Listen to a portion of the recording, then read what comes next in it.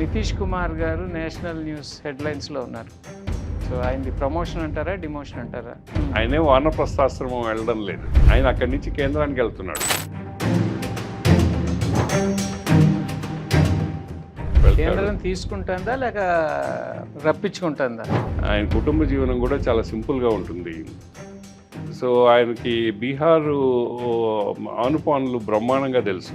2 pillars, ఒకటి నితీష్ కుమార్, రెండవది Chandrababu Naidu. So Nitish గారి మార్గంలోనే చంద్రబాబు నాయుడు గారు కూడా పయనిస్తారంటారా? చంద్రబాబు గారి కంటే కూడా లోకేష్ ముఖ్యమంత్రి కావాలనే కోరిక తెలుగుదేశం పార్టీలో ఒక చర్చ మొదటి నుంచి. చంద్రబాబు గారిని నమ్ముకుంటే లాభం లేదనే అభిప్రాయం తెలుగుదేశంలో వచ్చేసింది. ఇంకా ఫ్యూచర్ అంతా లోకేష్దే అని.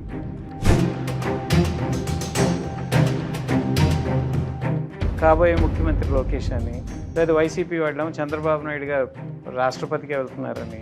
వైసీపీ ఒక విమర్శ చేస్తే దాన్ని మనం ప్రతిఘటించాలి, ప్రతి విమర్శ చేయాలి అనే ఉత్సాహం ఉండే సోషల్ మీడియా వాళ్ళు ఎవరున్నారు? ఐఏఎస్ ఆఫీసర్స్నో, బ్రోకర్స్నో, లేకపోతే రియల్ ఎస్టేట్ ఏజెంట్లనో పెట్టుకొని వీళ్ళే పరిపాలన అనుకుంటున్నారు వాళ్ళు.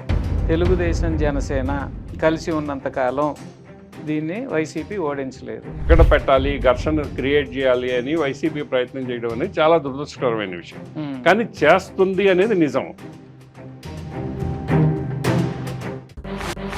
వాస్తవ వేదిక ప్రతి గురువారం మీ తెలుగు వన్ న్యూస్లో.